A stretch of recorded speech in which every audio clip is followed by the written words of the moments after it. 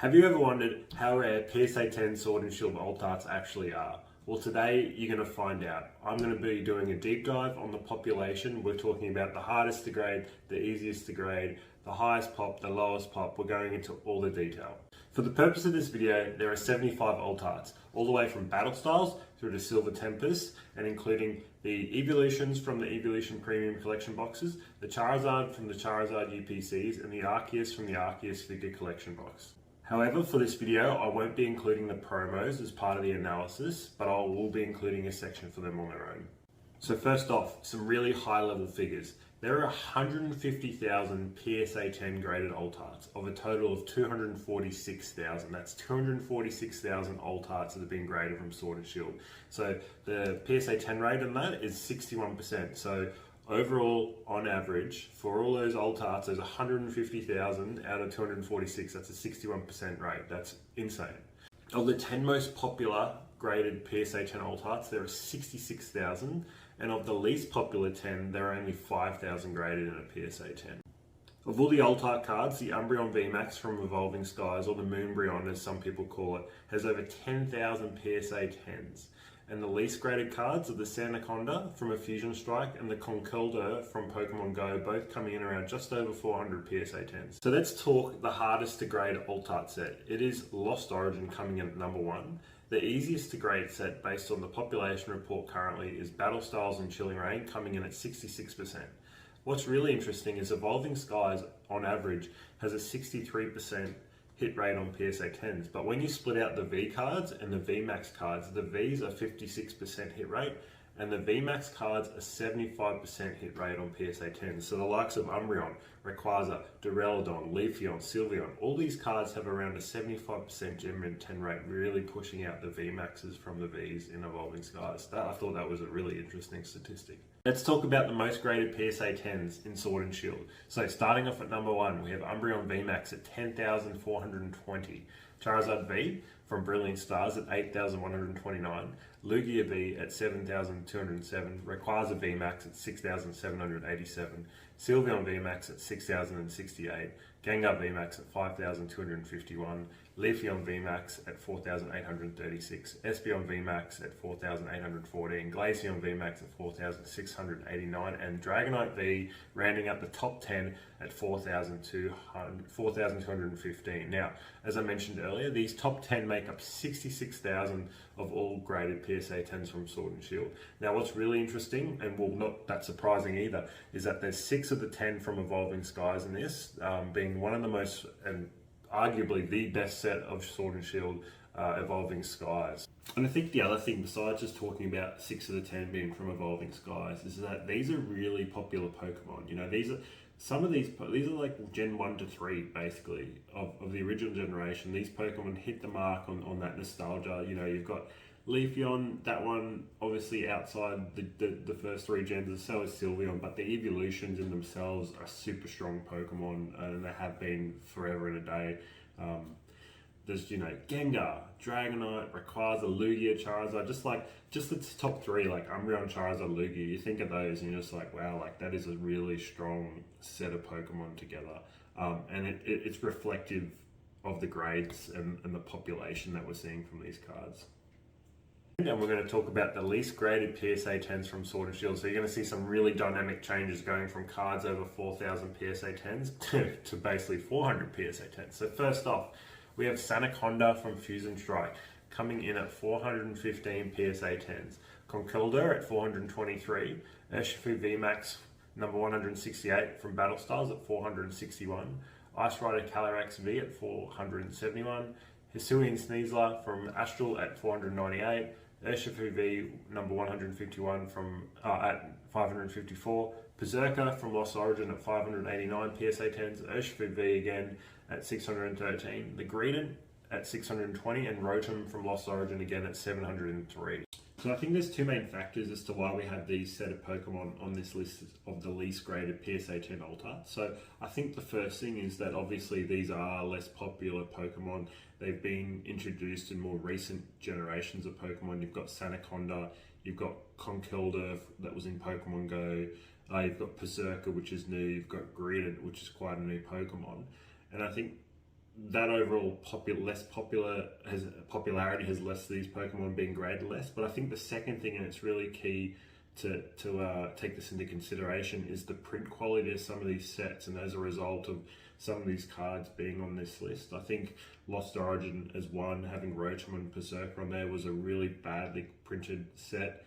And also Chilling Reign, as a lot of people do call Chilling Reign, they call it Chilling Pain. So you've got a number of Chilling Reign cards at least appearing on here, which are really not as popular. You've got the Calyrex, you've got the Urshifus on there. So I think those two main reasons really help to solidify the bottom Sword and Shield alt arts that you'll come across. Now, I mentioned earlier, and I referenced Evolving Skies as the VMAX cards being really easy to grade in terms of their hit rates being 75% plus. Now, I'm just going to talk about the top 5 easiest, or based on the pop report, the easiest to grade PSA 10s.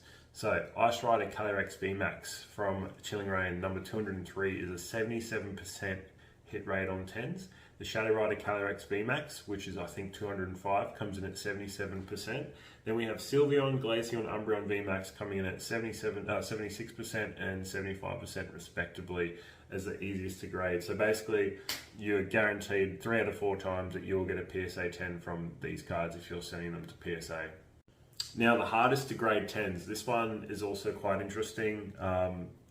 You can see from the list of 5 that the majority of these cards are coming out of Lost Origin, and within the list of 10, basically all the Lost Origin cards are in the top 10 for the hardest to grade. So one thing to note is Lost Origin had a really bad print run early on. I'm not sure if that's improved in recent times, but you'll see Rotom coming in at 47%, Berserker coming in at 47%, then you've got Sneasler at 47%, and then Giratina and Lumineon at 48% each. So basically you're less than half a chance of getting a PSA 10. And I think due to these cards having such a low PSA 10 rate, or being the hardest to grade, especially the Giratina, which is such a popular Pokemon and such a really good artwork, I think the other 4 don't sit in the same category, but I think the Giratina, being such a popular Pokemon, being that great artwork, I think that having a low PSA 10 rate is going to help the price over time, and I will summarize that at the end of the video, talking about some of my predictions for the future. But I think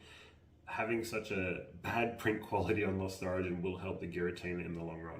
Now, I mentioned the promo cards earlier, and I didn't want to include those in the overall data that I've just shared before, because they do really skew it, because the PSA 10 rates are super low. The promo cards were really hard to grade. You might remember beautiful artwork. We've had some beautiful promo artworks for the Sword and Shield era, but the alt art artworks that we had in the Evolutions from the premium Evolutions collection boxes were insane. Like the Vaporeon VMAX, the Jolteon VMAX, the Vaporeon V even, like these cards were really, really nice, but the print quality was really bad. So I did want to separate it out, and I will just bring it up on the screen now. You'll be able to see some of the PSA 10 rates on these cards. So first of all, we've got the Charizards from the Charizard UPCs, as everyone would be aware. So we have the V, the VMAX, and the V Star coming in anywhere from 25 to 35% PSA 10 rates. Now, I'll flick it over and you'll be able to see the Evolutions, the ones I just mentioned before. Now, beautiful artworks. I absolutely love these. I'm still trying to get all of these in PSA 10s, but they're anywhere from for the V cards. It's actually really interesting. If you'll see the data for the Vs and the V Maxes.